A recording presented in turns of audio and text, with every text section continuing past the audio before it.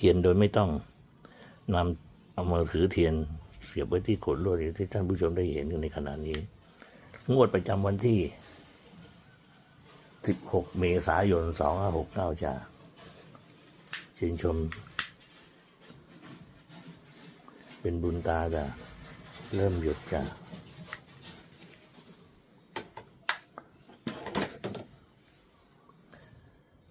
นะชาลิตินะชาลิตินะมามีมามหาลาภาอิติพุทธะสุวรรณังวาราชะตังวามะลีวาทะนังวาพีชังวาอัตถังวาปัตถังวาเอหิอาคัจเฉยะอิติมีมานะมามิหัง